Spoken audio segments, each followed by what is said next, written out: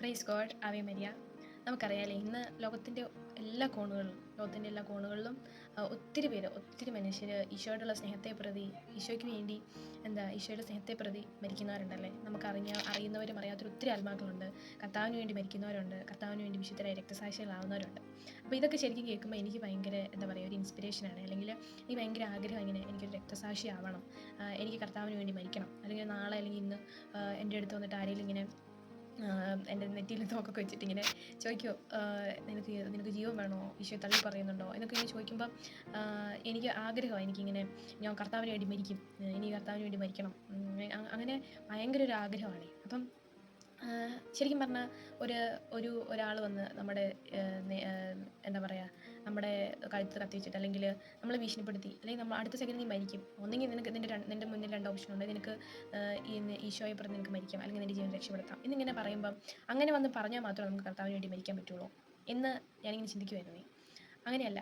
ശരിക്കും പറഞ്ഞാൽ നമുക്ക് ഓരോ ദിവസവും ഓരോ സെക്കൻഡും നമുക്ക് കർത്താവിന് വേണ്ടി മരിക്കാൻ പറ്റും. എങ്ങനെയാണെന്ന് വെച്ചാൽ, നമുക്കറിയാം നമ്മൾ പാപികളാണ്. നമ്മൾക്ക് ജീവിതത്തിൽ പ്രലോഭനങ്ങളുണ്ടാവും, പാപസാഹചര്യങ്ങളുണ്ടാവും. നമ്മൾ പാപം ചെയ്യുന്നവരല്ലേ. നമ്മൾ ഓരോ സെക്കൻഡ് ഓരോ പാപം ചെയ്യുമ്പോഴും നമ്മൾ ശരിക്കും പറഞ്ഞാൽ കർത്താവിനെ തള്ളിപ്പറയുകയാണ് ചെയ്യുന്നത്. കാരണം എന്ന് വെച്ചാൽ, ഓരോ പാപസാഹചര്യം ഉണ്ടാകുമ്പോൾ നമുക്കവിടെ 2 ഓപ്ഷനുണ്ട്. മുമ്പേ പറഞ്ഞ പോലെ, ഒരാളിങ്ങനെ ഭീഷണിപ്പെടുത്തി നമ്മുടെ ഫ്രണ്ടിൽ നിൽക്കുമ്പോൾ നമ്മുടെ മുന്നിൽ രക്തസാക്ഷികളായ ഓരോ ആൾക്കാരുടെ മുന്നിൽ അവർക്ക് 2 ഓപ്ഷൻ ഉണ്ടായിരുന്നു. ഒന്ന് ഈശോയെ തള്ളി പറയാം, അല്ലെങ്കിൽ ഈശോയോടുള്ള സ്നേഹത്തെ പ്രതി ഈശോ ഏറ്റു പറഞ്ഞുകൊണ്ട് മരിക്കാം. എന്ന് പറഞ്ഞ പോലെ, നമ്മുടെ ജീവിതത്തിൽ ഒരു പാപസാഹചര്യം ഉണ്ടാകുമ്പം നമുക്ക് നമ്മുടെ മുന്നിൽ 2 ഓപ്ഷൻ ഉണ്ട്. ഒന്ന്, ആ പാപം ചെയ്ത് കർത്താവിനെ തള്ളി പറയാം. 2, ഈശോയെ ഏറ്റു പറഞ്ഞുകൊണ്ട്, ആ പാപത്തെ ഉപേക്ഷിച്ചുകൊണ്ട് ഈശോ ഏറ്റു പറഞ്ഞുകൊണ്ട് നമുക്ക് ആ പാപത്തോട് മരിക്കാം.